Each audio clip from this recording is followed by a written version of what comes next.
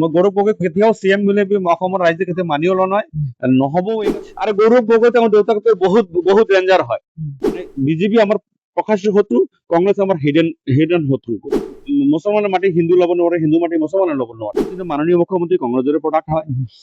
তেওঁৰ হিমোগ্লোবিন তেওঁ যদি টেষ্ট কৰা যায়, দেখা যায় তেওঁৰ গাত কংগ্ৰেছৰ ব্লাড আহিব।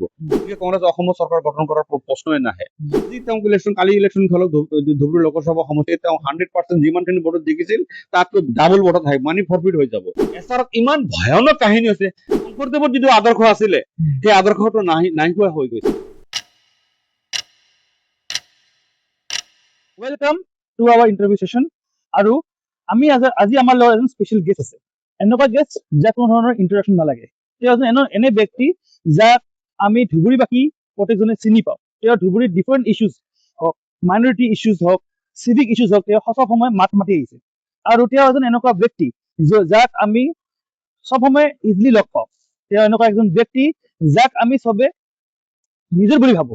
তেওঁ এইবাৰ গোলগঞ্জ সমষ্টিৰ AIUDF কেণ্ডিডেট হয় আৰু তেওঁ এজন ৰিনাউন্ড এডভোকেট হয় আমাৰ ধুবুৰী জিলাৰ। আমাৰ লগত উপস্থিত আছে mister Jamshed Talukdar. Sir, welcome to our interview session. নমস্কাৰ।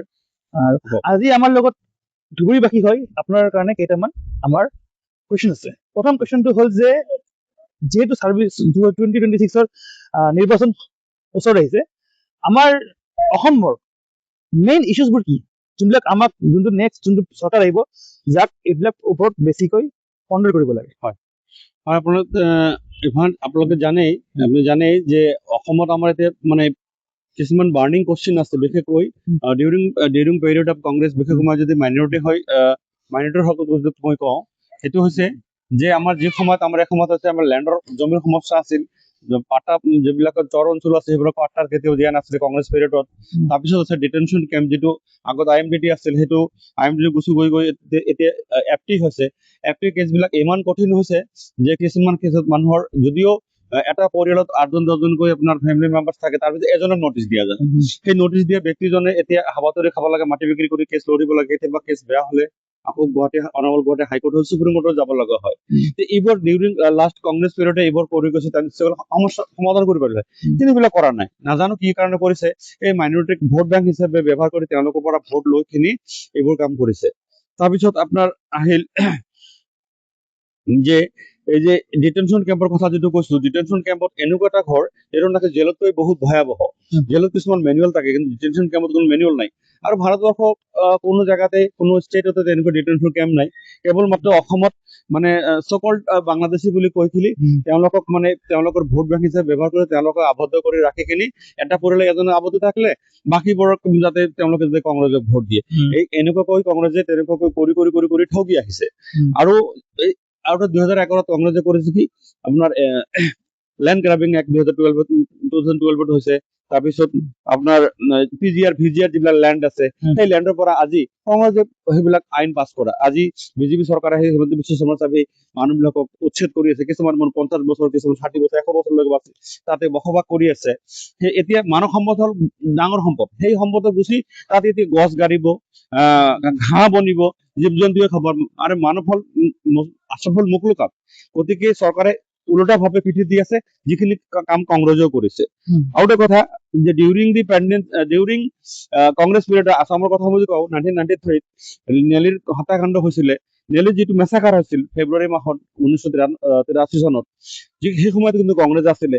আজিলৈকে তাৰ তেওৱাৰী কংগ্ৰেছৰ কোনো কমিশনৰ কোনো ৰিপৰ্ট নাহিলে।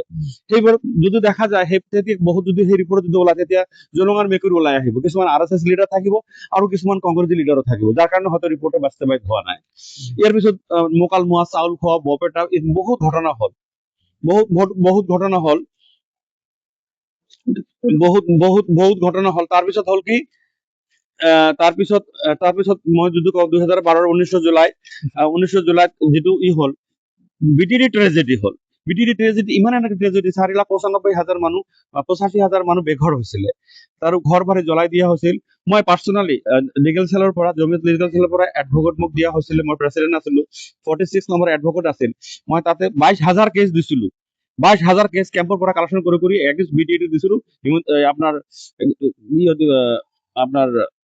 BTT যিবিলাক চৰকাৰ আছিল তেতিয়া আগ্ৰাবাৰ এগেইনষ্টত দিয়া হৈছিলে কিন্তু দেখা গ'ল কি লাষ্টত গৈ দেখা গ'ল কি আৰু কিছুমান পোষ্টমৰ্টম ৰিপৰ্ট মই ওলাইছিলো যিটো পোষ্টমৰ্টমত 105 জনৰ পোষ্টমৰ্টম চাৰ্টিফাইড কপি মোৰ বন্ধু মাছুদ আৰু মই ওলাইছিলো তাত 5জন তিনি বড়ো ভাই 2জন ৰাজবংশী ভাই 100 জন আছিল মুছলিম মানুহৰ ডেড বডি আছিল পোষ্টমৰ্টম আছিল সেইবিলাকক বন্দুক দি মানে গুলীয়াকৈ ছিন্ন বিচ্ছিন্ন কৰা হৈছিলে এইবোৰ কথা মনত ৰাখিব লাগিব আৰু এটা কথা হ'ল যে কংগ্ৰেছ চৰকাৰে যিবিলাক আমাৰ এছেম্বলিত যিবিলাক আমি MLA পঠায় যেনেকৈ আমাক গোলঙজৰ পৰা আমাক ইয়াৰ আগত অশ্বিনী ৰাজ চৰকাৰৰ বন্ধু পঠাইছিলে আব্দুল সোবহান আলী চৰকাৰক পঠাইছে এইবোৰ কথা কোনেও নুঠায় এছেম্বলিত নুঠায় যিবোৰ কি হ'ল সেই BTT ৰাইটৰ যিটো ট্ৰেজেডি হ'ল গুৱাহাটীত চাৰ্কিট হাউচত আপোনাৰ retired justice Mukut VK Singh honourable retired justice Guwahati হাইকোৰ্টৰ তেওঁৰ দ্বাৰা কমিশ্যন হ'ল মানে আই এম ছ লাকি আমাৰ ৱাৰ্ডত যে কংগ্ৰেছ গৈছে আমাৰ এডভকেট জন আৰু মই আছিলো মাছুদ আছিল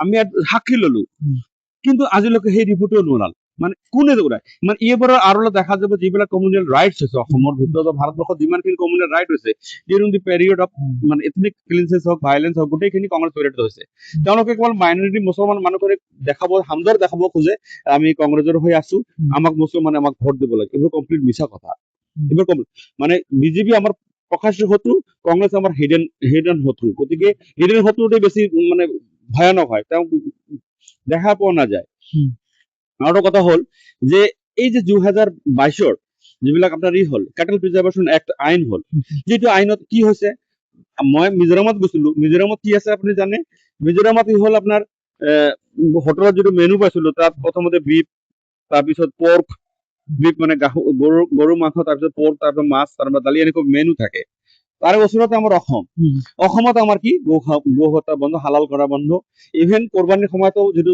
এটা ৰিলিজিয়াছ পাৰপাছ দিয়ে সেইখিনিও বন্ধ আল্টিমেটলি মাইনৰিটি মানুহখিনিক ডমিনেট কৰা গৈছে এইবোৰ তাৰপিছত হ'ল কি বাল্য বিবাহৰ নামত হেৰাসমেণ্ট কৰিলে during the period of BJP তাৰপিছত আপোনাৰ মুছলমানৰ মাটি হিন্দু ল'ব নোৱাৰে হিন্দু মাটি মুছলমানে ল'ব নোৱাৰে তাৰপিছত আকৌ কি আহিল যিটো সুন্নতি যিটো বিয়া হয় কাজি দি বিয়া কৰে সেই বিয়াটোও বন্ধ কৰি দিলে এতিয়া ৰেজিষ্টাৰ চাব ৰেজিষ্টাৰ অফিচত গৈ বিয়া কৰিব লাগে যদি বিয়া নহয় তেনেকুৱা যদি ডকুমেণ্টছ নাথাকে ভোটাৰ লিষ্টত নাম নোটে এনেকুৱা হাজাৰো সমস্যা আছে যিবোৰ নাকি কংগ্ৰেছে এইবিলাক আমাৰ UDFৰ যিবিলাক নেতৃত্ব ৰিপ্ৰেজেন্টেটিভ যিটো MLA যিবিলাক আছে এছেম্বলিত চিঞৰে এইবিলাক লৈ প্ৰতিবাদ কৰে কংগ্ৰেছে টোটেলি প্ৰতিবাদ নকৰে এই কাৰণে নকৰে তেওঁলোকক যদি মুছলমানৰ হৈ যদি চিঞৰে কংগ্ৰেছক আপাৰ আছামৰ হিন্দু ভাইবিলাকে কংগ্ৰেছক ভোট নিদিব যাৰ কাৰণে তেওঁলোকে মাম হৈ থাকে চাইলেণ্ট হৈ থাকে মানে নিমাতী কন্যা হৈ থাকে এইটো খুব লক্ষণ নহয় যাৰ কাৰণে কি হৈছে কি প্ৰত্যাহ্বান আহিছে কি কংগ্ৰেছৰ ওচৰত আজি চাওক আজি অসমৰ যিটো মাননীয় মুখ্যমন্ত্ৰী কংগ্ৰেছৰে প্ৰডাক্ট হয় তেওঁৰ হিমোগ্লোবিন তেওঁ যদি টেষ্ট কৰা যায় দেখা যায় তেওঁৰ গাত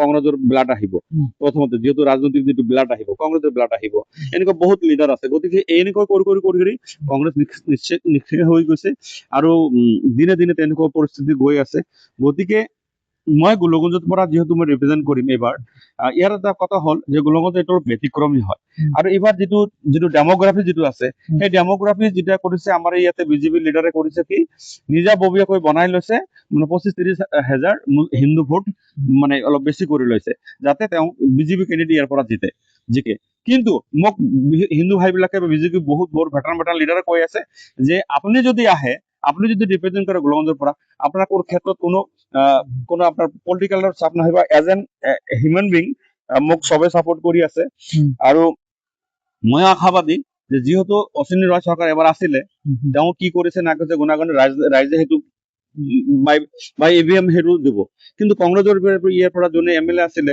আব্দুল সোবহান আলী চৰকাৰ এই সোবহান আলী চৰকাৰ আছিলে কি গোলগঞ্জৰ পৰা MLA আজিলৈকে গোলগঞ্জৰ MLA তেওঁ কাম কৰি আছে গৌৰীপুৰত মানে গোলগঞ্জটো ৱাক অভাৰ দি গৈছে আৰু মানে ৱাক অভাৰ দি গৈছে গতিকে কংগ্ৰেছৰ ইয়াত যিখিনি মানে যিবিলাক মানে সচেতন যিবিলাক ভোটাৰ্ছ আছে বা এডুকেটেড যিবিলাক মানুহ আছে যিবিলাক আছে প্ৰমিনেণ্ট পাৰ্চন আছে তেওঁলোকে কৈছে যে নহয় মোক ৱেলকাম কৰিছে আপুনি আহক আপোনাক আমি ভোট দি জিকাম ইনশাল্লাহ কৈছে আৰু এটা কথা হ'ল যে আমাৰ ইয়াত ওচৰতে আপুনি বোধহয় আহিছে ক্ৰছ কৰিছে ছাগলীয়া গেট ক্ৰছ কৰি আহিছে তাৰপিছত সোনাহাট ইষ্ট ৱেষ্ট যিটো কৰিডৰ আছে দুখ লাগে যে আমাৰ বদৰুদ্দিন আজমল সাহেব 15 বছৰ MP আছিলে তাৰপৰা এটকাও কেতিয়াও পইচা লোৱা নাই ইয়াতে সিন্ডিকেটৰ পইচা লোৱা নাই তাতে এটা সিন্ডিকেট আছে আৰু কিন্তু কৈছে ৰকিবুল হাছান সাহেব আহিখিনি এসপ্তাহ পিছত তাত গৈছে মানে চৰ্চৰ কোৱা মতে লাগিলে মই ডকুমেণ্ট দিব পাৰিম মই প্ৰুফ দিব পাৰিম লাগিলে মই প্ৰুফ দিব পাৰিম তাৰ পৰা 15-10 লাখ কৰি মান্থলি পইচা কালেক্ট কৰে।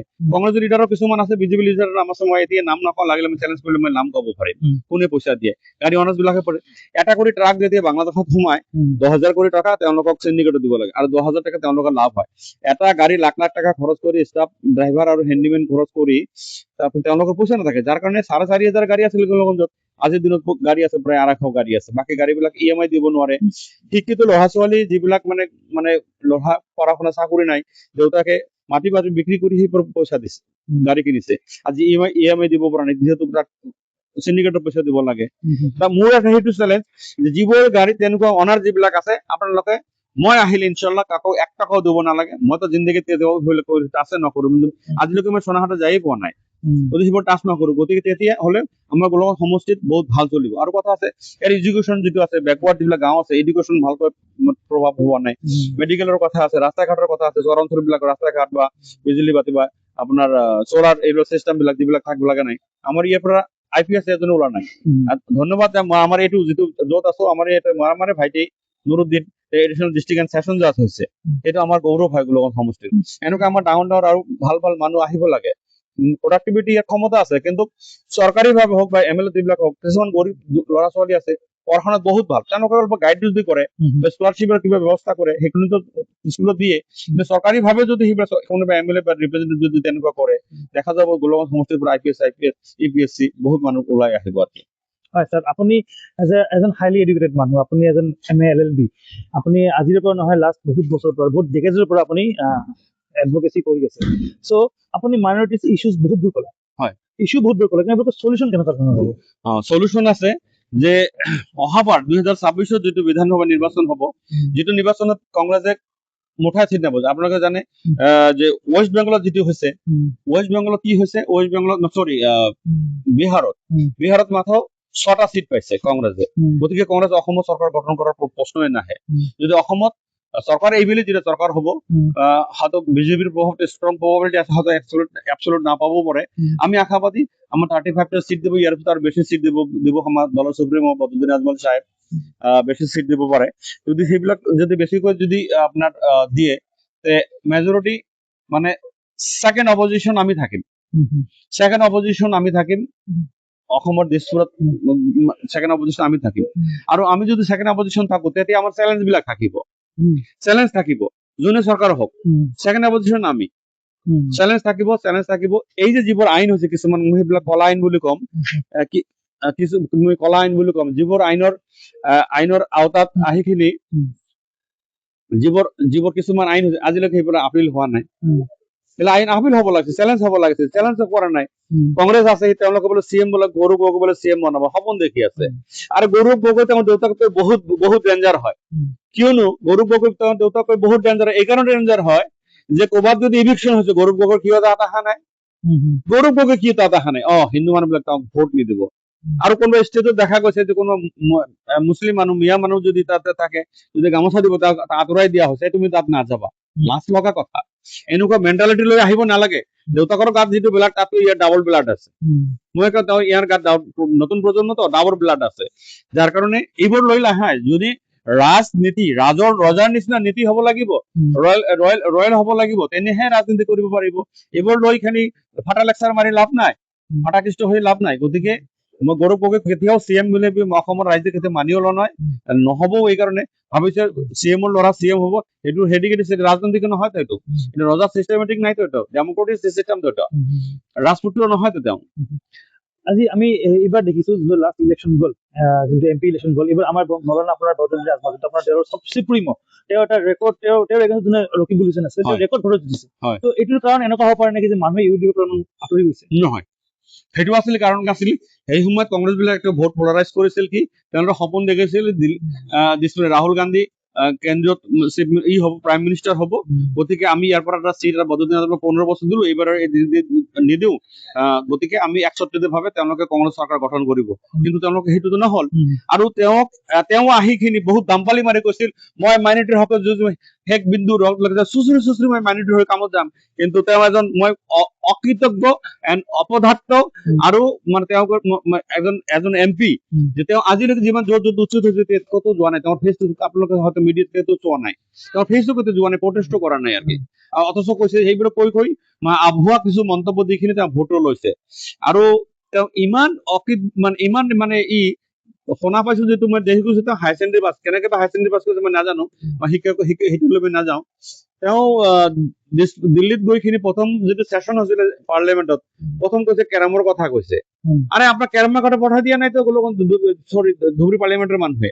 তাৰপিছত ছেকেণ্ড তেওঁ চামগুৰি তেওঁক কোনোবাই তেওঁৰ কৰ্মীয়ে নিজৰ ভিতৰত তেওঁক মাৰিছিলে, বেটে দি কোবাইছিলে, ক্ৰিকেটৰ বেট দি কোবাইছিলে। তেতিয়া সেইটো কৈছে তেওঁ নিৰ্লজ্জভাৱে কৈ কথাটা কিয় ক'ব লাগে পাৰ্লিয়ামেণ্টত গৈ যে মই আই ৱাজ এটাচড বুলি কৈছে, এটাকো ক'ব পৰা নাই। গতিকে যিজন মানুহ এটাক ক'ব নোৱাৰে এটাচড হয়, তেওঁৰ দ্বাৰা কি হ'ব? আজি তেওঁক কালি ইলেকশ্যন খেলক ধুবুৰী লোকসভা সমষ্টিত তেওঁ 100% যিমানখিনি ভোটত জিকিছিল তাতকৈ ডাবল ভোটত আহিব, মানি ফৰফিট হৈ যাব। গতিকে সেইটো ইছ্যু লৈ কথা নাই। এতিয়া অসমত বদৰুদ্দিন আজমল শ্বাহ যিজন মানুহ, তেওঁৰ নেতৃত্ব আমি থাকো, যিজন আমাৰ ধুবুৰী ফুলবাৰী ব্ৰিজ বনাইছে, ৰূপশ্ৰী এয়াৰপৰ্ট কৰিছে, বহুত মেডিকেল কলেজত আনাত তেওঁৰ অৱদান আছে, আৰু বহুত যিবিলাক ডেভেলপমেণ্ট যিবিলাক কাম কৰিলে এতিয়া তেওঁ নিজাববীয়াকৈ তেওঁৰ আজমল ফাউণ্ডেশ্যনৰ কলেজ আছে, তেওঁ মেডিকেল কলেজ এখন বনাব ঝগড়াপাৰাত, BEd কলেজৰ ওচৰত মেডিকেল কলেজ বনাব। আৰু আজিৰ দিনত অসমত নৰ্থ ইষ্টৰ ভিতৰত যদি এডুকেশ্যনৰ ভিতৰত যদি হাইয়েষ্ট যদি কোনোবা ল'ৰা ছোৱালীক যদি মানে ডেভেলপমেণ্ট দিছে বা যদি আগুৱাই লৈ গৈছে, ডক্টৰ, ইঞ্জিনিয়াৰ, এডভকেট যিমানখিনি হওক, গোটেইখিনি আপোনাৰ এই আজমল চুবাৰ ভৰ্তিৰ পৰা তেওঁলোকে ওলাই আছে। গতিকে মানৱ সম্পদ গঢ়াত আজমল চাহাবে আজি তৰুণ গগৈ কেইজনক তেওঁ প্ৰথমতে শিক্ষক আছিল, তাৰপিছত তেওঁ এডভকেট আছিল, তাৰপিছত CM হৈছে, কেইটা স্কুলত এডুকেশ্যন দিছে মানুহ। আপোনাৰ হিমন্ত বিশ্ব শৰ্মা এডুকেশ্যন মিনিষ্টাৰ আছিল, কিমানখিনি ডেভেলপমেণ্ট কৰিব পাৰিছে। যদি ইমানখিনি ডেভেলপমেণ্ট কৰিবও পাৰিছে, তেনেহলে গাঁৱে চহৰে মানুহক ইমান শিক্ষিত কৰিব পৰা নাই, যাৰ কাৰণে বহুত বেকফুটত আমি আছো, যাৰ কাৰণে বাল্য বিবাহ নিচিনা মানুহ বুজি নাপায়। যদি ইৰিগেটেড কৰিলে হয় বা তেনেকুৱা যদি আৰু সেই সময়ত যোৱা বছৰত ফেব্ৰুৱাৰী মাহত যিটো ড্ৰাইভ দিছিলে, যিটো মানে এই 2 বছৰ আগত, মানে এই বাল্য বিবাহৰ নামত যিমান হেৰাচমেণ্ট দিছে ভাৰতবৰ্ষত ভিতৰত এনেকুৱা হেৰাচমেণ্ট ক'তো দিয়া নাই। ৰাতিৰ ভিতৰত এজ ইফ যে হাইনেছ ক্ৰাইম কৰিছে কোনোবাই। আৰু যিটো 9, 10 and PCM যিটো আছে, চাইল্ড মেৰেজ যিটো আছে, সেই চাইল্ড মেৰেজৰ লগত 4 and 17 পক্ষ সোমাই দিছে। আৰে এজন মানুহে ৰাজামন্দি হাজবেণ্ড ৱাইফ তেওঁলোকে বিয়া কৰিছে, আৰু যাৰ কাৰণে অনাবল সুপ্ৰিম কোৰ্টে ৰোমিও এণ্ড জুলিয়েট বুলি কৈছে, ৰোমিও এণ্ড জুলিয়েট বুলি ইণ্টাৰফেয়াৰ কৰিব মানা কৰিছে। তাত কি হৈছে যে সেইবোৰত সোমাইখিনি তাতো সেইবিলাক পক্ষ কেছ সোমাই দিলে, এটা কেছতো কনভিকশ্যন হোৱা নাই। মই 100ৰ ঊৰ্ধে মই এদিনতে প্ৰথমতে মই 24 জন মানুহৰ মই ৰিলিজ কৰিছিলো, আৰু 100ৰ ঊৰ্ধত কেছ মই ট্ৰায়েল কৰিছো, এটা কেছো আজিলৈকে কনভিকশ্যন হোৱা নাই। কিন্তু মানুহবিলাকক কিয় হেৰাচমেণ্ট দিব লাগে? গতিকে মই গোলগঞ্জত সমষ্টি বা ধুবুৰীত বা অসমৰ সকলো ৰাইজক মই আহ্বান জনাম যে তেনেকুৱা চিফ মিনিষ্টাৰ, যিজন চিফ মিনিষ্টাৰ সদায় মিয়া বুলি চিঞৰি থাকে, এইটো বহুত লজ্জাৰ কথা। মিয়া মানে তাচ্ছিল্য ভাৱে কৰে, মিয়া হল ইন উৰ্দু সেন্স, মিয়া হল গ্ৰেট, হল ছাৰ, সম্বোধন কৰে একচুৱেলি ছাৰ, মিয়া অমুক মিয়া বুলি কয়। একচুৱেলি সেইটো তেওঁ কৰে কি তাচ্ছিল্য ভাৱে কৰি কয়, তুচ্ছ কৰে। মিয়াৰ ভোট আমাৰ নালাগে। উজনি অসমত আমাৰ ধুবুৰী বা গোলগঞ্জৰ মানুহ যদি ল'ৰা যে কাম কৰিব যে আহিব নিদিয়ে, আৰু constitution is the mother of all ল।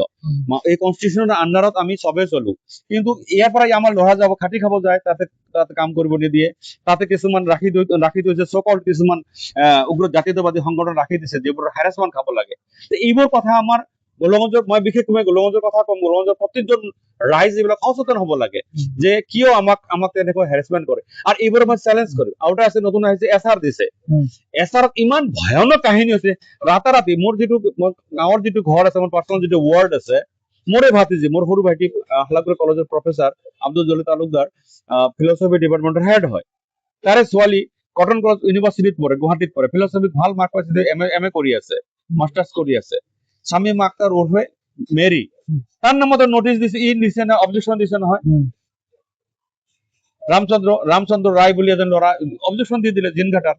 কিন্তু তাৰপিছত তাৰ ওচৰত যোৱা হ'ল, মোৰ ভাইটিয়ে গ'ল যে কি মোৰ নামত কি মোৰ ছোৱালীৰ নামত কি অবজেকশ্যন দিছে, মইতো কোনো অবজেকশ্যন দিয়া নাই। তেতিয়া হালাগুৰিয়া PCPত পুলিচ চেকপোষ্টত গোলগঞ্জ থানাৰ আণ্ডাৰত তাত কেছ দিয়া হৈছে। কেছ দিয়াৰ পিছত কি কৰা হ'ল, এতিয়া তেওঁ থানাত গ'ল, মইতো মোৰ এইটো চহী নহয়, মই দিয়া নাই। তাৰমানে বিজেপিৰ কিছুমান এজেণ্টে আছে, বিজেপিৰ কিছুমান সকল দালাল আছে যিবোৰ আমাক এই ভোটত নাম আহিব, ভোটৰ পৰা নাম কাটিব। আৰু ভোট হল মানুহৰ এটা সৰ্বাধিক অধিকাৰ এটা, এটা ৰাইট, এটা কনষ্টিটিউচনেল ৰাইট, এটা ভোটাধিকাৰ মানুহৰ ৰাইট। সেই ৰাইটৰ পৰা কাটিব। আমাৰ ৱাৰ্ডত 16জন মানুহৰ তেনেকুৱা অৱস্থা কৰিছে। তেতিয়া আমি প্ৰেছাৰ দিছো যে, আৰু পুলিচকো প্ৰেছাৰ দিছো যে এৰেষ্ট কৰিব লাগে।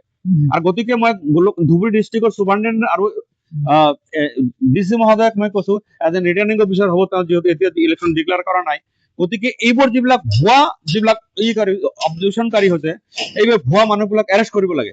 তাৰপিছত যেতিয়া FIR দিয়া হ'ল, তাৰপিছত সেই ৰামচন্দ্ৰ ৰয় দিনকাটাৰ, তেওঁ ধুবুৰী এছপি তাত গ'ল, ডিচিৰ তাত গ'ল, তাৰপিছত CDC গোলগঞ্জত গ'ল, যিহেতু মই দিয়া নাই অবজেকশ্যন, তেওঁ ৰিটাৰ্ণ আকাৰে দিলে যে মোৰ নামত কোনোবাই মোৰ নামত কৰি ফৰ্জাৰী কৰি কোনোবা চহী কৰি দিছে আৰু কি।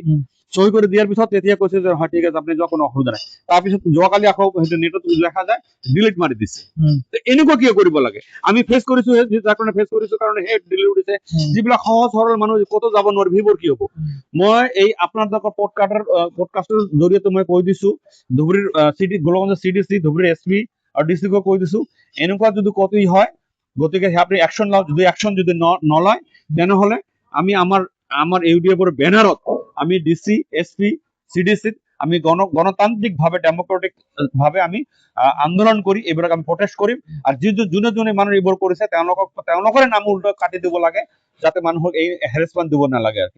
এই হেৰেছমেণ্টটো আপুনি কি ভাবে, কিহৰ কাৰণে কৰা হৈছে হেৰেছমেণ্ট? এইটো হেৰেছমেণ্ট কৰা হৈছে, এইটো দিছপুৰৰ পৰা সংকেত দিয়া হৈছে, দিছপুৰৰ পৰা মেণ্ডেট দিয়া হৈছে কিছুমান BLO দিয়ে। এজনে BLO সহযোগিতা কৈছে যে এইবিলাক আমাৰ ওপৰত প্ৰেছাৰ দিছে। BLO বিলাকক কোৱা হৈছে, কিছুমান BLO কিছুমান মানুহ আছে, হেইডান মানুহ আছে, অখিল গগৈ তেনেকুৱা এটা দেখাইছে যে এইবোৰ ঘৰত বহি এই BLO বিলাকৰ লগত থাকি এইবিলাক অবজেকশ্যন বিলাক দিয়ে, যাতে ইয়াত গোলগঞ্জত এৰাউণ্ড প্ৰায় 90,000 মুছলিম ভোটাৰ হ'ব। ইয়াৰ পৰা যদি 2,000, 5,000 ভোট, 10,000 ভোট যদি কমাই দিয়ে, তেতিয়া বিজেপিৰ অংকটো বাঢ়িব। আৰু ইমান ঘৃণনীয় ৰাজনীতি কৰিব নালাগে। আপনাৰ যদি দল ভাল, আপনাৰ যদি কৰ্ম ভাল, আপনাৰ যদি আপনাৰ দলেৰ প্ৰতি যদি মানুহৰ আস্থা আছে, আপনাৰ যদি ইচ্ছাৰ যদি ভালকৈ মানুহৰ যদি ডেভেলপমেন্ট সবলে কব করি, আপনি এনে ভোটত জিকি যাব। নাম কাটে কিয় যাব লাগে? আহক না, ফিল্ডত আহক না, practical welcome to all candidate. গোলগঞ্জত যিমানখিনি ক্যান্ডিডেট আছে চবেই আহক, SGP আহক, BJP আহক, আপোনাৰ কংগ্ৰেছত আহক, তাৰপিছত অন্য কি কোন আহে আহক, সবে মুক্তভাৱে কন্ট্যাক্ট ফ্ৰেন্ডলি ফাইট কৰক না। যোনে পাব্লিকে যাক মেন্ডেট দিয়ে, যাক জিকাব তাক জিকাব। এইবিলাক কিয় কাটিব লাগে? এইবিলাক ঘৃণনীয় ৰাজনীতি কৰিব নালাগে। এটা নাপায় ওপৰৱালা চাই আছে, গোটেইখিনি চাব। এইবিলাক পৰিব, এতিয়া ফাঁচত পৰিব অতি। আৰু মই ক'লো, মই পাৰ্চনেলি যিহেতু আইনৰ ছাত্ৰ, ইতিহাসৰ ছাত্ৰ, মই কাকো নেৰো। এনেকুৱা যদি হয়, যোনে হৈছে গোলগঞ্জ সবকে মই মাতি সবে একদম গণতান্ত্ৰিক ভাৱে এক জায়গা কৰি কিনি প্ৰটেষ্ট কৰা যাব। আপুনি আপোনাৰ কথাতে মাজতে ক'লে যে আপুনি উইল বি মানে UDF যিন আহে এটা ভাল সেকেন্ড অপজিশন হ'ব। ইয়েস, আপোনালোকে এই যোনটো ৱৰ্ডটো ইউজ কৰিছে বা এইটো যোনটো ফ্ৰেজটো ইউজ কৰিছে, আপুনি এইটো অলৰেডি এটা মানে ডিফিট লাইক ফিল কৰা হয় নেকি? হয়, এইটো হয়। সেকেন্ড অপজিশন আমাৰ দিছপুৰত থাকিব, মাইনাছ UDF। অসমত এবাৰ চৰকাৰ গঠন কোনেও কৰিব নোৱাৰিব। UDF will be the king maker of next 2026 যদি ইলেকশন যদি হ'ব, সরকার গঠন হ'ব, UDF will be the king maker, minus UDF কোনো সরকার গঠন কৰিব নোৱাৰে। আপোনাৰ আমি সবসময় দেখিছো যে কংগ্ৰেছে যিকোনো মানে কিহত ডিসকাশন হওক, যিকোনো মানে মিটিঙত হওক, মেলা মিটিং হওক, UDF is the B team of BJP. No, never. UDF is the B team of BJP যদি হলে হয়, তাহলে কংগ্রেসে এইবিলাক কথা কয়। কংগ্রেসে কয়, তেনেহলে বিহাৰত UDF নাছিলে, 6টা কিয় পালে? 6টা সিট কিয় পালে? বিহাৰত কি হ'ল? এইবোৰ তেওঁলোকৰ হয় কি, actually Congress is the B team of the BJP। এই কারণে আজি যিটো CM তেওঁ কংগ্রেসের হয়, পীযুষ হাজৰিকা তেওঁ কংগ্ৰেসেৰ হয়, বহুত যিবিলাক ডাঙৰ যেটা লিডাৰ আছে কংগ্ৰেস, যিবিলাক BJP লিডাৰ আছে, গোটেইখিনি কংগ্ৰেসৰ পৰা আহা, কংগ্ৰেসৰ পৰা ট্ৰেইন আপ কৰি কিনে আহি কিনে BJPত আহে। গতিকে সেইবোৰ সব মিছা কথা। এই কাৰণে মিছা কথা। বদৰুদ্দিন আজমান সাহেবেৰ নেতৃত্বত আমাৰ যিবিলাক MLA নজরুল নিজানুর হওক, হাফিজ বসি সাহেব হওক, আমিনুল ইসলাম হওক, বাকি গোটেইখিনি যিমানখিনি ফাইট কৰিছে, চাইছে আপুনি, একমাত্ৰ লুঙ্গি পিন্ধি প্ৰটেষ্ট কৰা গৈছে। যে মিয়া বুলি কয়, লুঙ্গি দাড়ি টুপি দেখিলে বোলে ঘিণ পায়, দাড়ি টুপি পিন্ধি আমাৰ MLA বিলাক গৈ দিছপুৰত গৈ প্ৰতিবাদ কৰিছিলে। আৰু যিমানখিনি আজি যিবিলাক উচ্ছেদ হৈ আছে, উচ্ছেদৰ সময়ত আমাৰ MLA বিলাক লিডাৰ বিলাকক পাব। কংগ্ৰেছৰ এটাতো যোৱা নাই, আৰু কিয় যাব? তেওঁলোক নাযাব, এই কাৰণে নাযাব, তেওঁলোকে যদি মুছলিম মানুহ যেতিয়া উচ্ছেদ হৈ আছে, তেতিয়া তাত যদি কংগ্ৰেছ যায়, তেতিয়া তেওঁ ভোট নাপাব, হিন্দুৰ ভোট নাপাব। মানে হিন্দু বিলাক খুব ভাল পায় যেতিয়া মুছলমানক যেতিয়া গালি দিয়ে হিন্দু বিলাক ফূৰ্তি পায় এইটো ভোট পলাৰাইজেশ্যন এটা চিষ্টেম এটা এইটো কংগ্ৰেছেও ইউটিলাইজ কৰে বিজেপিও ইউটিলাইজ কৰে হিমন্ত বিশ্ব শৰ্মা যিমানখিনি গালি দিব মুছলমানক সিমানখিনি উজনি অসমৰ হিন্দু ভোটবিলাক একত্ৰ হ'ব মিয়াক গালি দিছে তেওঁলোক সন্তুষ্ট হয় কিন্তু জুবিনক যেতিয়া মৰিছে হিন্দু মুছলমান চব এশকা কৰিছিল কিন্তু জুবিন যেতিয়া মৰিছে তেতিয়া হিন্দু মুছলিম চব দুই তিনিজন ঢুকাইছে তাৰ ভিতৰত মুছলিম দুজন ঢুকাইছে হিন্দু মানে এজন ঢুকাইছে আৰু তেতিয়া চবে একাকাৰ কৰি হৈ গৈছিল জুবিনৰ নিচিনা আদৰ্শ হ'ব লাগিব এইটো শংকৰ আজানৰ দেশ কিন্তু তেওঁলোকে শংকৰ আজান বুলি ক'লেও তেওঁলোকে ঘিণ পায় শংকৰ মাধৱৰ দেশ কৰে মই ইতিহাস জানো শংকৰদেৱ কিয় মই বেষ্ট এটা হিষ্ট্ৰীৰ কথা কওঁ আৰু কি শংকৰদেৱ আমাৰ অসমৰ জাতীয় সত্তা শংকৰদেৱ অসমীয়া এক শৰণ ধৰ্ম এক ধৰ্ম এক দেৱ এক হব এক ভিনে নেই কেও এজনো তেওঁ শ্ৰীকৃষ্ণক উপাসক আছিলে আৰু আল্লাহ আমিও আল্লাহৰ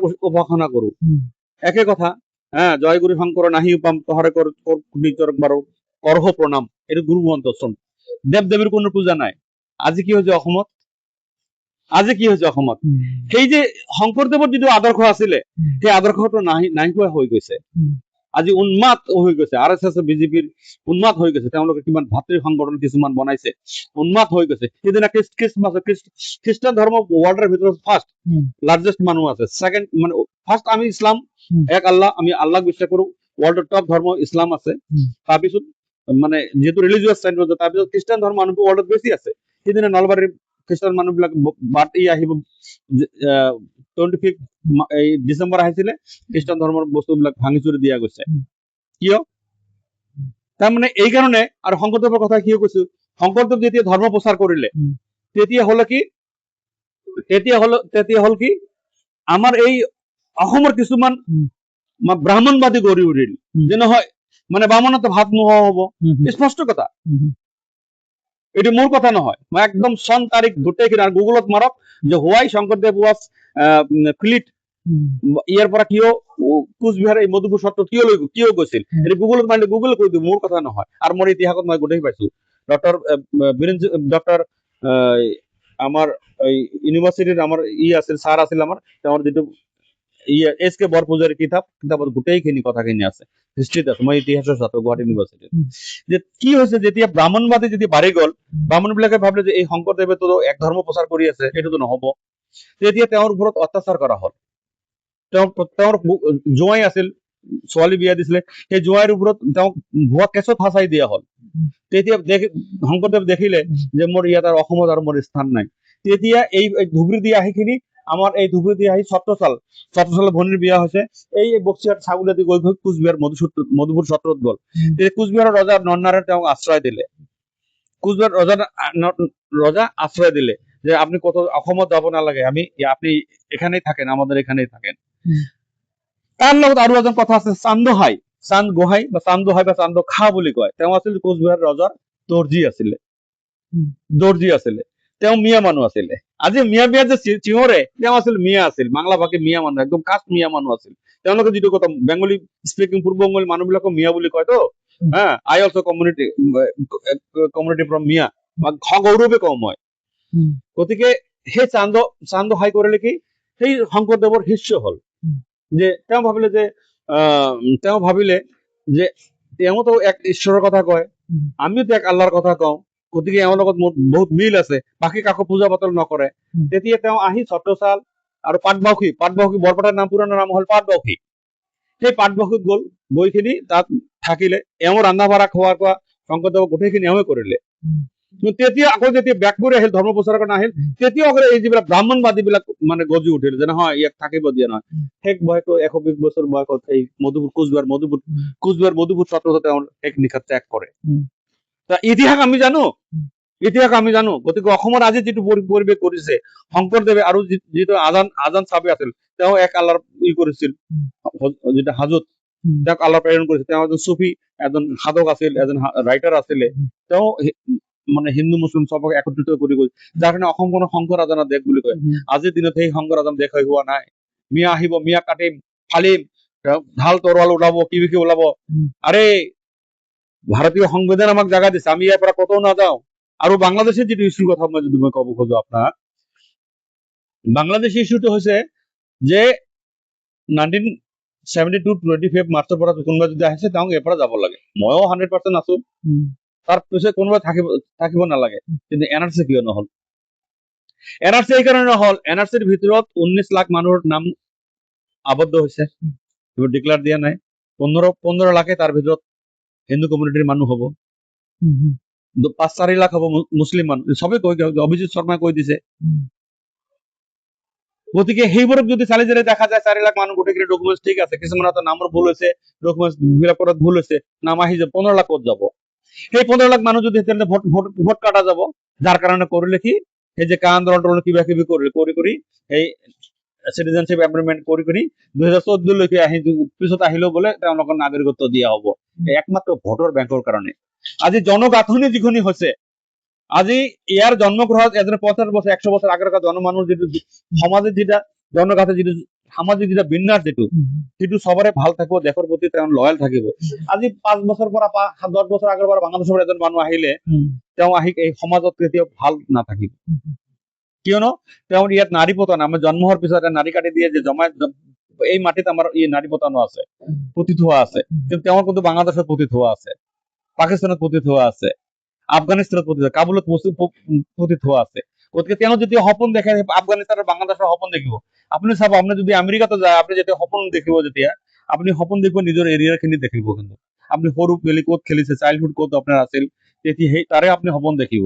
কিন্তু সেই বাংলাদেশৰ পৰা মানুহখিনিয়ে সপোন বাংলাদেশৰ দেখুৱা, আমাৰ মাতৃভূমিৰ সপোন নেদেখে। তেওঁলোকে আনি ভোট বেংকৰ কাৰণে তেওঁলোকক ভোটত আনি দিছে। গতিকে লাজৰ কথা এইবিলাক, ৰাজনীতিৰ কাৰণে।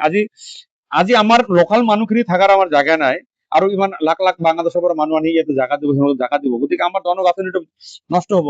আৰু এতিয়া কৈ আছে যে দ্বিতীয় বিয়া কৰা বন্ধ, হেৰি কৰা। আৰু ইসলামিক যিটো পাৰ্চনেল ল আছে, ইসলামিক পাৰ্চনেল ল বিয়া কৰা যায়, এইটো 241 যিটো মুছলিম পাৰ্চনেল ল আছে, তাতো দি আছে 241 246 লৈকে ইয়াতে ধুনীয়াকৈ দিয়া আছে। কিন্তু সেইটো ধৰিলো এতিয়া যিহেতু মানুহৰ ৰোজগাৰ ইনকাম কম, আৰু কোনোবা যদি পৰিস্থিতি সাপেক্ষে যদি কোনোবা যদি দ্বিতীয় বিয়া যাতে নকৰে, সেইটোও মই কামনা কৰো যে কোনো যাতে দ্বিতীয় বিয়া নকৰে। দ্বিতীয় বিয়া নকৰিলে আৰু বৰং ভাল, দ্বিতীয় স্ত্ৰী আহিলে দুটাৰ মাজত কাজিয়া লাগি যাব, সংসাৰত আকৌ কাজিয়াটো বেছি হৈ যাব। গতিকে সেইবোৰ চিন্তা আমাৰ চিন্তা নাই আৰু সেইবোৰ, এইটো অট'মেটিক সমাজত অট'মেটিক সেইবিলাক হৈ যাব। স্যাৰ, আমাৰ নেক্সট কোয়েশ্চনটো স্যাৰ এই ধৰণৰ হ'ল স্যাৰ, যে আপুনি বহুতো কথা কল, ইস্যুজৰ কথা কল, বা বহুত ধৰণৰ কি কথা কল, যে কিন্তু আমি ইতিমধ্যে এইবাৰ আমি ধুবুৰী ডিষ্ট্ৰিক্টত গলগঞ্জ এৰিয়াত দেখিছো ৰাস্তা ঘাটবোৰ ভাল হৈছে, কিছুমান পজিটিভ চাইনো আছে, কিছুমান বস্তু ভালো হৈছে, ডেভেলপমেন্টের কামো হৈছে। তো আপুনি বেছিভাগ মাইনৰিটি ইস্যুজ হৈছে নো ডাউট, কিন্তু ডেভেলপমেন্টেৰ দিকে আপুনি কি বিচাৰে, কি ভাবে যে হৈছে এনে কাম হৈছে? আমাৰ যিবিলাক সচৰাচৰ যিবিলাক পঞ্চায়ত এৰিয়া যিবিলাক ৰাস্তা হৈছে, এইবিলাক পঞ্চায়ত যিটো ডেভেলপমেন্ট, পঞ্চায়ত যিবিলাক ৰিপ্ৰেজেন্টেটিভ আছিল, প্ৰেচিডেন্ট কাউন্সিল, জিলা পৰিষদ বা MLA পৰা ইয়াৰ আগৰ পৰা কৰা হৈছিল, কিন্তু যিটো অনুপাতে হ'ব লাগে, আজি ধুবুৰী এইটো ছাগলীয়া বা গোলগঞ্জটো এতিয়া CDC আহিছে, ইয়াত মিউনিচিপালিটি ডিক্লেয়াৰ দিছে, আজিলৈকে মিউনিচিপালিটি কোনো বাস্তৱায়িত হোৱা নাই। এইটো যিটো স্থানত আমি আছো, সেইটো মিউনিচিপালিটি হৈছে, কিন্তু মিউনিচিপালিটিতো কোনো কিছু নাই, ড্ৰেইন নাই, লাইট নাই, একো নাই। মিউনিচিপালিটি ডিক্লেয়াৰ দিছে, কিন্তু মিউনিচিপালিটি হৈ উঠা নাই। গতিকে মিউনিচিপালিটি বাস্তৱায়িত হয়। আৰু যিটো CDC হৈছে, ইয়াত এখন কোৰ্ট হ'ব লাগে। ইতিমধ্যে কোৰ্ট আমি আমাৰ কিছুমান এডভকেট, আমি চফিয়ৰ, ৰবীন্দ্ৰ নাৰায়ণ মণ্ডল, মই আছো, আব্দুল সামাদ আছে, আমিনুৰ ৰহমান স্যাৰ আছে, আমাৰ সিনিয়ৰ স্যাৰ আছে, আমিও বিচাৰি আছো যে গোলগঞ্জ এটা যদি কোৰ্ট, যদি আদালত যদি এটা হ'ব, কোৰ্ট হ'ব, তেতিয়া আমাৰ মানুহখিনি যিহেতু সাব ডিভিশন CDC হৈছে, সমজিলা হৈছে, কোৰ্ট ডিষ্ট্ৰিক্ট, গতিকে ইয়াত হ'লে তাতেই হ'ব। কিন্তু আমাৰ ভিতৰৰ অঞ্চলত কিছুমান ৰাস্তা ঘাট এতিয়াও বেয়া আছে, কিছু দলং বেয়া আছে, আৰু ইলেক্ট্ৰিফিকেশ্যনটো কোনো জাগাত, কিছুমান জাগাত ইলেক্ট্ৰিফিকেশ্যন হোৱা নাই, সেইবিলাকত চলাৰ দিলে সুবিধা হ'ব মানুহবিলাকৰ। আৰু যিটো মানে হেল্থ যেটা ইস্যু, নো ডাউট ধুবুৰী মেডিকেল কলেজ ইয়াত আছে, আপোনাৰ ধুবুৰীত আছে, কিন্তু আমাৰ ইয়াৰ পৰা দূৰত হয়, যাৰ কাৰণে আমাৰ মানুহখিনি ইয়াৰ পৰা ৱেষ্ট বেংগলত যাব লগা হয়। তেনেকুৱা যিটো হালাকুৰে যিটো সাব চেণ্টাৰ আছে, PHC যিটো আছে, সেইটো যদি এটা মিনি হস্পিটেল, এটা হস্পিটেল যদি গঢ় দিয়া যায়, মাটিৰ ইয়াতে গোটেইখিনি আছে, প্ৰচুৰ পৰিমাণে যদি ডক্টৰ ICU ব্যৱহাৰ কৰা যায়, যাতে সেইটো উন্নতিকৰণ কৰা হ'ব, তেতিয়া মানুহৰ হেল্থ কনচাৰ্চ হ'লে মানুহখিনি গোটেইখিনি কনচাৰ্চ হয়। আৰু এডুকেশ্যনত নো ডাউট আমাৰ ইয়াত আগমনিয়াৰ আগমন কলেজ হৈছে, হালাকুৰাত কলেজ হৈছে, হালাকুৰাত মই তাতে পঢ়া, মানে 1988 তাত মই পৰা মেট্ৰিক পাছ কৰিছো। মোৰ LP স্কুল লাইফটো গৈছে, মোৰ খুলিছে, মানে মোৰ যিটো গাঁৱত আছে LP লাইফ গৈছে, তাত চট্টগ্ৰাম MB স্কুল পাছ কৰিছো। মেট্ৰিকটো পাছ কৰিলো মই হালাকুৰা হায়াৰ ছেকেণ্ডেৰী পৰা পাছ কৰিলো, মেট্ৰিক তাৰ 88ত PV কলেজত গৈ মই MA ডিগ্ৰী পাছ কৰিলো 1993ত। তাৰপিছত 96ত মই কৰিলো মাষ্টাৰ্ছ কৰিলো গুৱাহাটী ইউনিভাৰ্চিটি, তাৰপিছত LLB কৰিলো ধুবুৰী কোৰ্টৰ পৰা, ধুবুৰী ল কলেজৰ পৰা কৰিলো। কিন্তু আমাৰ ইয়াত যিমানখিনি সেই সময়ত, মই সেইকাৰণে কথাটো মই কৈছো, আপুনি এইবিলাক অলপ আগত আপুনি দেখা পাইছে, এইফালে এটা যিটো চৰা বিল আছে, উম। তেতিয়ালৈকে কোনো ৰাস্তা সংযোগী কোনো ব্ৰিজ আজিলৈকে হোৱা নাই ইয়াত। মই এইখন নদী দি মোৰ লাইফত মোৰ বহুত ছেড মেঘাট আছে। মই এইখনৰ জেগা দি মই আগত মই নৌকা দি পাৰ হৈ আহিছো। কেতিয়াবা যদি নাও নাথাকিছে, তেতিয়া মই নিজৰ এটা গামছা পিন্ধি পাৰ হৈ আহি এইখিনি জেগাত খাৰা হৈ প্লাষ্টিকৰ ঠোঙাত মই কিতাপ লৈ কিনি, তথাপি মই ইয়াত আহি চাইকেল দি কিনি মই হালাগুৰা হাইস্কুল পঢ়িছো। গতিকে মোৰ এটা সপোন আছে, ইয়াত যাতে ইয়াত এটা ব্ৰিজ হলে আমাৰ এই অঞ্চলৰ কামিমাটি, ছোটগুমা, কলিচামাৰী বহুত অঞ্চলৰ মানুহ হেল্প হ'ব। এনেকুৱা বহুত জেগা আছে। সিদিনা কৈছিল হালাগুৰাতে কৈছিল, লোহাজানি সেইফালে বহুত জেগা এতিয়া বেকৱাৰ্ড, এতিয়া বহুত বেকৱাৰ্ড আছে, এইবিলাকত ব্ৰিজ হোৱা নাই। মানে জনসংযোগ যিখিনি হ'ব লাগে, মানুহ সচৰাচৰ যাতে বিজনেছৰ হওক, এডুকেশ্যনৰ আহিব লাগে, মানুহ এতিয়াও বেকৱাৰ্ড আছে। গোলগঞ্জ সমষ্টিত বহুত জেগা বেকৱাৰ্ড আছে। ভামনডাঙ্গা, কোটি ভামনডাঙ্গা ৱেষ্ট বেংগল যিটো বৰ্ডাৰ, সেইটো বৰ্ডাৰ প্ৰপাৰলি হৈ হোৱা নাই। এনে বহুত জেগা আছে যে বহুত প্ৰতিভা আছে। মই আপোনাক কি ক'ম, 1994 মই এছিয়াত কোৱালিফাই হৈছিলো। মই অলপ আৱেগিক হৈ গৈছো। 1994 মই এছিয়াত কোৱালিফাই হওঁ, কিন্তু সেই সময়ত কংগ্ৰেছ পিৰিয়ড আছিল, পইচা লাগে, 2.5 লাখ টকা লাগে। মই দোৱা কৰো, আমাৰ খুৰশেদ আলম বুলি ইকনমিক্সৰ প্ৰফেচৰ আছিল মানকাচৰত, ঢুকাইছে তেওঁ, তাত গলো। মই শুনিলো যে মানকাচৰত আছে এজন, তেতিয়া আমাৰ ডিষ্ট্ৰিক্ট ধুবুৰী আছিল। মই গলো, ছাৰ এনে পৰিচয় দিলো, চালাম দিলো।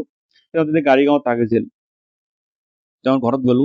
মই RCC হোষ্টেলত আছিলো, ইউনিভাৰ্চিটিৰ RCC 3 আছিলো। তেতিয়া তাত গলো, যোৱাৰ পিছত কলো যে ছাৰ এনেকৈ ধুবুৰী থেকে আহিছো, কিৰে বাবা বাড়ি কই? মোৰ বক্সিয়াত ছাগলীয়ে কলচিমাৰি কৈছো মই তেতিয়া, ছাগলীও কোৱা নাই, এইটো ঘৰ মোৰ তেতিয়া হোৱা নাছিল, মই গাঁৱত ঘৰৰ পৰা যাওঁ।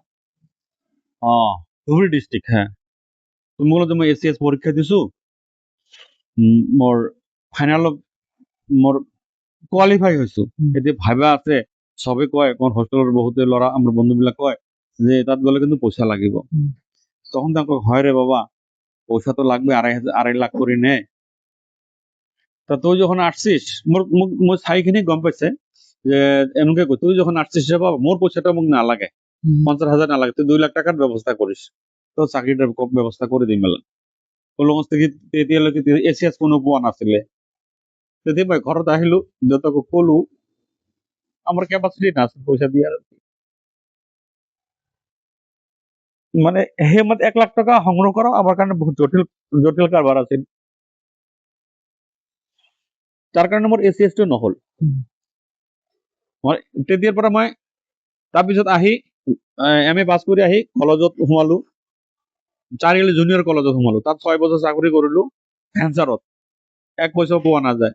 তেতিয়া ভাবিলো যে এইটো মোৰ লাইফ নহব, আৰু চাকৰি আশা মই জীৱনত মই এৰি দিলো, মই চাকৰি নকৰো। প্ৰথমতে ধকা খালো, পইচা লাগে, মোৰতো পইচা দিয়ে, মোৰ ফেমিলিৰ পৰা তেনেকুৱা মোৰ তেতিয়া বেক কৰাৰ ছাপোৰ্ট কৰাৰ নিচিনা নাছিল। তেতিয়া মই বাধ্যত পৰি মই ল ষ্টাৰ্ট কৰিলো। ল পঢ়ি তাৰপিছত মোৰ 99ত মোৰ ল কমপ্লিট হয়। 2000 চনত মই ধুবুৰী বাৰত জইন কৰিলো। জইন কৰি তেতিয়াৰ পৰাই মানে মানুহৰ মাজত legal profession, royal and noble profession হিচাপে বাছি ললো। চবেই কয় এইটো ভাল প্ৰফেশ্যন। তেতিয়া মই ল কমপ্লিট কৰি এই কলেজটো এৰি দিলো। তেতিয়াৰ পৰা প্ৰফেশ্যন কৰি যিমানখিনি পাৰো খাদ্য মানে মানুহৰ মাজত, সোসাইটিৰ মাজত এই প্ৰফেশ্যনৰ মাধ্যমেদি মানুহক যিমানখিনি হেল্প কৰা যায়। পইচা লাগিব কিছুমানৰ, এনেকুৱা বহুত কেছ আছে মই ফ্ৰী কৰি দিছো, বহুত কেছ আছে মই ফ্ৰী কৰি দিছো। মোৰ সেইটো আহ্বান থাকিব, গোলগঞ্জত তেনেকুৱা যদি কাৰো কোনো সমস্যা থাকে, তাত বিশেষকৈ এফটি মেটাৰ হওক, তাৰপিছত আদাৰ্ছ কোনো মানে সৰু সৰু যিবিলাক মেটাৰ হয়, মই এইবিলাক ভলণ্টাৰী মই ছাৰ্ভিচ দি দিম ইনশাল্লাহ। স্যাৰ আপুনি মাজতে এবাৰ ক'লে যে যোনটো ডিলিমিটেশ্যন হৈছে, ডিলিমিটেশ্যন হোৱাৰ পিছত গোটেই মানে সমষ্টিবোৰ এনেকুৱা ধৰণৰ বনোৱা হৈছে যেনে পাৰ্টিকুলাৰ গ্ৰুপ বা পলিটিকেল পাৰ্টি ফেভাৰ কৰা হয়। তো এই বিষয়ে আপুনি কি ক'ব, আৰু আপোনাৰ গোলগঞ্জ সমষ্টিত সেইটো কেনেকে ধৰণৰ কি কৰিছে? হয়, যিটো ডিলিমিটেশ্যন হোৱাৰ পিছত গোলগঞ্জ সমষ্টিৰ ভোটাৰ ষ্ট্ৰেংথ আহিছে, টোটেল ভোটাৰ আহিছে 2,05,592টা ভোটাৰ হৈছে। ইয়াতে দেখা গৈছে মানে শাসক গোষ্ঠীয়ে, আপুনি গমেই পাব, শাসক গোষ্ঠীয়ে নিজাববীয়াকৈ ভোটাৰ বেংক এটা বঢ়াই লৈছে। গোলগঞ্জ সমষ্টিটোত একদম লোৱাৰ আছামৰ ভিতৰত আপোনাৰ মানে হিন্দু ভোট মেজৰিটি কৰি লৈছে, প্ৰায় 25-30 হাজাৰ ভোট মেজৰিটি কৰি লৈছে। কিন্তু মোক বহুতে হিন্দু ভাইবিলাকে কৈছে যে যদিও হিন্দু ভোট এটা মেজৰিটি কৰি লৈছে সেইটো কামত নাহিব আৰু মোৰ সেইটো এটা চেলেঞ্জ মোৰ এটা আস্থা সেইটো এটা বিশ্বাস যে মোক যিবিলাক বহুত আমাৰ হিন্দু ভাই ভনী আছে আমাৰ ফ্ৰেণ্ড চাৰ্কেল আছে মোৰ বহুত জুনিয়ৰ আছে আপুনি চাব মোৰ ঘৰত যে কাম কৰি আছে মোৰ ঘৰত কাম কৰা বানু বৰ্মন এইবিলাক মিস্ত্ৰী আছে সেইবোৰ একো ৰাজবংশী মানুহ হয় মোৰ তাততো কোনো এখানে তেওঁলোক মোৰ ঘৰৰ চাবি দি যাওঁ তেওঁলোক ঘৰ বনাই লৈ যায় ঘৰ বনাই নিজাববীয়াকৈ ঘৰ বনাই আৰু মই ডিৰেকশ্যন দিওঁ মোবাইল ফোনত গতিকে এই যে যিটো কাট কৰিছে যিটো ডিলিমিটেশ্যন কৰিছে এইটো বৰ লাজৰ কথা মই আপুনি মোৰ ঘৰত এটা মেপ আছে আপুনি যদি মেপ চাব মেপটো চাইলে আপোনাৰ হাঁহি উঠিব মানে ক'ৰ পৰা মানে লাইক চেটেলাইট বহাইছে ওপৰৰ পৰা চেটেলাইট বহাই ক'ত ক'ত হিন্দু জনসংখ্যা ভাই ভনী আছে তেওঁলোকক কৰি কৰি কৰি কৰি এটা সমষ্টি বনাই লৈ আৰু এইটোৰ নাম হ'ল গোলগঞ্জে থাকিব গৌৰীপুৰ চহৰৰ আধা লৈ গৈছে গোলগঞ্জ সমষ্টিৰ ভিতৰত গৌৰীপুৰ সেইটো কোচ আমাৰ ৰজা আছিল গৌৰীপুৰৰ বৰুৱা ৰাজ ফেমিলি আছিল তেওঁলোকে গোটেইখিনি কাটি আনি গোলগঞ্জ সমষ্টিত সোমাই দিছে গতিকে এইটো শুভ লক্ষণ নহয় ৰাজনীতিৰ ক্ষেত্ৰত এনেকুৱা কৰিব নাপায় থাকক না পপুলেশ্যন পেটাৰ্ণ যদি আপোনাৰ চাওক আপুনি যদি ভাল কাম কৰে ভোটাৰ বাণী বেছি কৰি আনি খিনি চিট জিকিব এইটো গোলগঞ্জত এই যে ডিলিমিটেশ্যন যে হৈছে এইটো প্ৰথম প্ৰত্যাহ্বান পাব বিজেপিয়ে পাব যিটো ডিলিমিটেশ্যন কৰি য'ত মই গোলগঞ্জৰ লগতে অসমত য'ত ভোটাৰ বেছি কৰিছে হিন্দু ভোট বেছি কৰিছে চবেই এহেকনি দিব যে আমাক সমষ্টিটো যিটো জনগাঁথনি যিটো আছিল হিন্দু মুছলিম চব আছিল ভাল ভাৱ মিলা প্ৰীতি আছিল আমাৰ ইয়াত কেতিয়াও কমিউনিটি ৰাইটছ একো হোৱা নাই কোনো একো নাই আমাৰ কেতিয়াও ভাতৃ সংগঠন আমাৰ কেতিয়াও সংঘাতো হোৱা নাই আমি মিলা প্ৰীতি ভাৱে আছো গতিকে এই ডিলিমিটেশ্যনটো মোক একো ইম্পেক্ট নকৰে উল্টা চৰকাৰ পক্ষই যোনে কৰিছে যে হিন্দু মেজৰিটি কৰিছে মুছলিম কমাই দিছে মুছলমান গোটেইখিনিতে মোক আশ্বস্ত কৰিছে মোক ভোট দিব এইকাৰণে ভোট দিব কংগ্ৰেছত ইয়াৰ আগতে বিধায়ক আছিল আব্দুল সোবহান আলী চৰকাৰ এতিয়াও নাই এতিয়া গৌৰীপুৰৰ পৰা খেলিব তাত গোলগঞ্জ এৰি থৈ গৈছে গতিকে সেইখিনি মানুহ কৈছে যে যিহেতু যোৱাবালি মাৰ্চ হৈছিল ইয়াত মাৰ্চ হোৱাৰ পিছত কংগ্ৰেছৰ কেণ্ডিডেটক আমি চাপোৰ্ট ইউডিএফে ভোট দিয়া হৈছিল এতিয়া কংগ্ৰেছৰ কোনো কেণ্ডিডেটে নাই আব্দুল সোবহান আলী চৰকাৰ নাই গতিকে সেই ভোটখিনি আমি আশ্বস্ত লগতে যিবিলাক আমাৰ হিন্দু ভাই ভনী বিলাক আছে বিভিন্ন কাষ্ট কমিউনিটি আমাৰ ইয়াত আছে পৰে গোটেইখিনি আমাৰ ইয়াত চাওতাল কিছু পৰিব বড়ো ভাই কিছু অলপ পৰিব এই ডিংডিঙাৰ সেইফালে পৰিব টামাটাৰ সেইফালে সমষ্টিটো কেনেকুৱা কৰিছে ডিংডিঙা একদম গোসাইগাঁৱৰ ওচৰত তাৰপৰা এইখিনি কাটি গোলগঞ্জ লৈ গ'লে গৌৰীপুৰ সোমাই গৌৰীপুৰ একদম চৰকাৰ পৰা লৈ গৈছে বাপৰিপট্টি মানে এনেকুৱা কৰিছে যিটো মেপটো দেখা যায় সেই মেপটোত যদি কোনোবা এজনক যদি মানে জিঅ'গ্ৰাফিত পাছ কৰা যদি কোনো মাষ্টাৰ ডিগ্ৰী লোৱা কোনোবা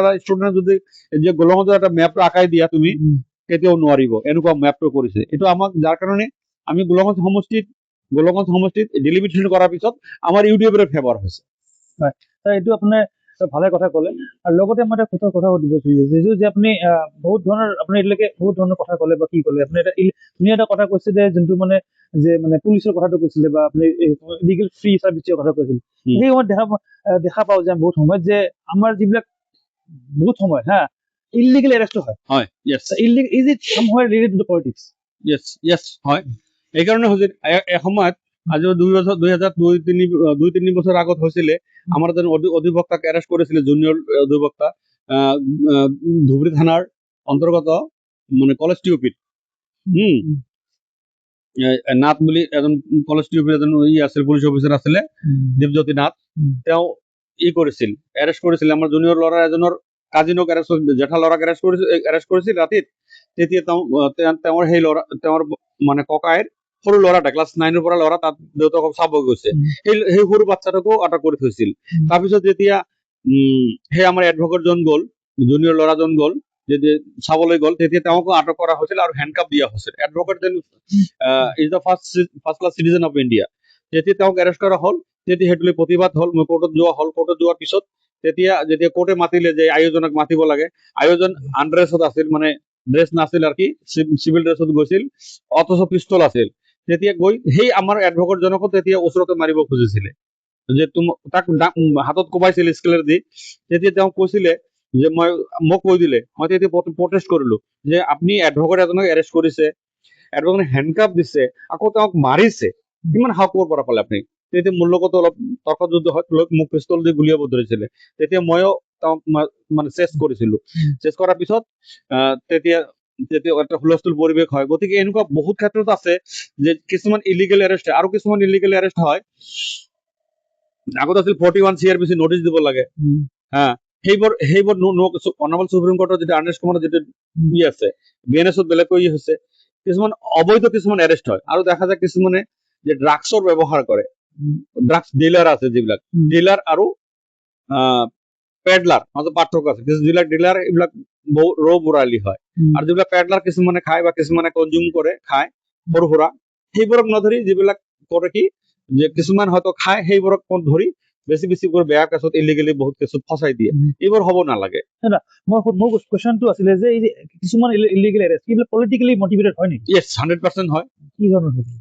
কি ইয়ে হয়, এই আপোনাৰ হালাকুৰাত, উম, হালাকুৰাৰ পশ্চিমফালে খেৰবাৰী বুলি তাতে আছে, তাত এটা পৰিয়ালত মানে এক্সট্ৰা মেৰিটেল লাভ এফেয়াৰ হৈছে। উম, ল'ৰাটোৰ আছে, ৱাইফ আছে, উম, ছোৱালী এজনৰ লগত, ছোৱালী এজন কোচ ৰাজবংশী হয়, সেন বুলি নাম নকওঁ কৰক, আৰু যেতিয়া বিয়ে হ'ল, মানে ভাল পোৱা হ'ল, সেই তেওঁক বহুত মাৰধৰ কৰা হ'ল, মাৰধৰ কৰি ঘৰ বাৰী জ্বলাই দিয়া হৈছে পলিটিকেলি। উম, আকাশৰ ল'ৰাবিলাকো, ৰাজবংশী ল'ৰাবিলাকো সেই ঘৰ বাৰী জ্বলাই দিছিলে, উম, জ্বলাই দিলে, অথচ তাৰ মানে ভাল পোৱা হৈছিল, লাভ ইজ ডিভাইন, উম, ঘৰ বাৰী জ্বলাই দিয়া হৈছিল। আৰু চৰকাৰী পক্ষে কৰিলে কি, এই আমাৰ দিদেন MLA কৰিলে কি, সেই ঘৰত গৈ খিনি যাই, সেই থানাত গৈ খিনি তেওঁৰ অথচ ঘৰ বাৰী জ্বলাই দিলে, তেওঁকে মাৰধৰ কৰা হ'ল, উম, তেওঁৰ কেছটো চাৰ্জশ্বিট নকৰিলে, উম, FR দি দিলে। উম, আৰু এই ভালপোৱা যিজনেই আছিল, উম, যিজন ল'ৰাটো যিজনে আছিলে, উম, সেই ল'ৰাটো কৰিলে কি, কেছটো ফচাই দি দিলে। উম, তাৰপিছত কেছটো বিচাৰ হ'ল, ইমানকৈ পুলিচৰ মানে তত্বাৱধানত চাৰ্জশ্বিট এনেকৈ ধুনীয়াকৈ সজা হ'ল, হাকি টাকি গোটেইখিনি ৱেপন চিজ কৰা হ'ল। আজি সেই ল'ৰাটোৰ পিছত 10 বছৰ জেলো হ'ল। উম, তাৰপিছত হাইকোৰ্টৰ পৰা ওলাই আহিছে, উম, হাইকোৰ্টে চাইছে যে এইটো লাভ এফেয়াৰ মেটাৰ হয়। গতিকে এনেকুৱা কিছুমান মটিভেটেড, কিছুমান গভৰ্ণমেণ্টে কি কয়, চৰকাৰী পক্ষে কিছুমান মটিভেটেড কৰি পলিটিকেলি কিছুমান কেছ সহজে মানুহক হেৰেছ মানুহ বহুত ক্ষেত্ৰত দেখা যায় আৰু কি। আৰু সেই ক্ষেত্ৰত মই কম, পুলিচক কম যে পুলিচ মানে কি, উম, পুলিচৰ পিতে পলাইট হ'ব লাগিব, তে অবিডেন্ট হ'ব লাগিব, তে লিবাৰেল হ'ব লাগিব, তে ইন্টেলিজেন্ট হ'ব লাগিব, তে কাৰেজ হ'ব লাগিব, তে এফিচিয়েঞ্চি হ'ব লাগিব। 99% পুলিচে পুলিচৰ মিনিংটো নাজানে আৰু উম, মিনিঙে নাজানে কি। এইবিলাক ট্ৰেইনিঙত যেতিয়া দেৰগাঁৱত শিকোৱা হয়, তেওঁলোকে নাজানে সেইটো পুলিচ মানে কি। উম, আৰু কিছুমান যেমন OCৰ কথা যদি মই ক'ব যাওঁ, উম, মই কথাত আহিল কথাটো, উম, OC বোলা কোনো CRPC বা BNS কেতিয়া OC বুলি কোনো শব্দ নাই, SHO হ'ব লাগে, উম, ষ্টেচন হাউচ অফিচাৰ হ'ব লাগে এজন। আমি যিবিলাক OC বুলি কওঁ, তেওঁলোকে একদম দাম্ভিক ভাৱে OC লেবেল লগাই দিয়ে, OC অমুক নেম প্লেট লগাই দিয়ে, OC এম্বলক, এইবিলাক CRPC আৰু BNSক ভাইলেট কৰা হয়। স্যাৰ আমাৰ আপুনি বহুত ধৰণৰ কথা ক'লে। আজি লাষ্ট কুৱেশ্যনটো সুধিম যে আপোনাৰ লাষ্টত ফাইটটো কাৰ লগত হ'ব?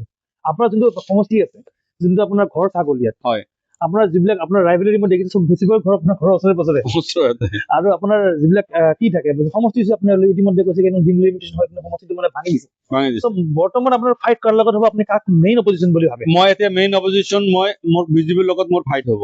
উম, BJP কোনে পায় নাজানো, হা, হা, BJPৰ লগতে মোৰ ফাইট হ'ব। উম, BJPৰ লগত মোৰ ফাইট হ'ব, কংগ্ৰেছৰ লগত এই কাৰণে ফাইট নহ'ব, উম, কংগ্ৰেছৰ অস্তিত্ব গোলগঞ্জত নাই। উম, আৰু কংগ্ৰেছত যিহেতু যোৱাবাৰ আব্দুল সোবহান আলী চৰকাৰ গোলগঞ্জৰ পৰা MLA হৈছিল, উম, বিধায়ক হৈ কিনি তেওঁ গুচি গৈছে, গৌৰীপুৰত গুচি গৈছে, টোটালে কোনো কাম কৰা নাই, একদম টোটালে মানে এনেকুৱা মানে আপোনাৰ অকৰ্মণ্য বিধায়ক আজিলৈকে গোলগঞ্জ সমষ্টিৰ পৰা যোৱা নাই বা দিছপুৰত যোৱা নাই। উম, গতিকে গোলগঞ্জ যাৰ কাৰণে তেওঁ নিজৰ এৰি কৰি গৌৰীপুৰত, যিহেতু ঘৰটো তেওঁ ডিলিমিটেশ্যন গৌৰীপুৰত পৰিছে, তেওঁ গৌৰীপুৰত টিকেট প্ৰত্যাশাৰ কাৰণে গোটেই বেনাৰ টেনাৰ পোষ্টাৰ গোটেইখিনি জিন্দাবাদ গৌৰীপুৰ কৰি আছে গোলগঞ্জ। গতিকে গোলগঞ্জৰ মানুহখিনি গোটেইখিনি মোক আশ্বস্ত কৰিছে যে UDFক মোক চাপৰ্ট কৰিব। আৰু যিবিলাক মানে বিজেপি কিছুমান ৱৰ্কাৰ্ছ আছে, আৰু কিছুমান মানে বিভিন্ন ধৰণৰ কাষ্ট কমিউনিটিৰ বিভিন্ন মানুহ, মাইনাছ মাইনৰিটি মুছলিম মানুহৰ বাহিৰে, যিটো ৰাজনীতিৰ ক্ষেত্ৰত যিটো হয় সেইটো মই কৈছো, মই কাকো আঘাত দিয়া নাই, কাকো বদলি কৰা নাই। আম যিবিলাক নাগৰিক আছে, কনচাছ নাগৰিক আৰু আম যিবিলাক নাগৰিক আছে, as a human being, as a Jamshed Talukdar, যিহেতু মই MA LLB হয়, কোৱালিফাইড হওঁ, আৰু দিছপুৰত গৈ ফাইট কৰাৰ ক্ষমতা মোৰ 100% আছে। যিবিলাক ইয়াৰ আগত যিবিলাক ইয়াৰ পৰা বিধায়ক হৈছে, চব নিমাতী কন্যা আছিল, আমি গোলগঞ্জক হৈ ভালকৈ ৰিপ্ৰেজেন্ট কৰা মই দেখা নাই। আজি অসমৰ মাননীয় চিফ মিনিষ্টাৰ যেনেকুৱাকৈ দম্বলি মানে এছেম্বলিত কয়, ভিতৰে বাহিৰে যিবিলাক কথা হয়, মই জামছেদ তালুকদাৰ যদি ইনশাল্লাহ যদি দিছপুৰত মই যদি যাওঁ, তেনেকুৱা কথা কেতিয়াও ক'ব নোৱাৰিব। 100% প্ৰটেষ্ট কৰিম, বাক ৰুদ্ধ কৰিম, কণ্ঠ ৰুদ্ধ কৰিম, কথাৰ মাধ্যমত ডেমক্ৰেটিকৰ মাধ্যমত হিষ্ট্ৰীৰ মাধ্যমত কনষ্টিটিউশ্যনৰ মাধ্যমত লৰ মাধ্যমত কিন্তু বাকী কোনো নহল সবে গৈ ইয়েছ ছাৰ কৰি গৈ থাকে মই জমশেদৰ আল্লাহৰ বাহিৰে কাকো ভয় নকৰা মানুহ থেংক ইউ দাদা মই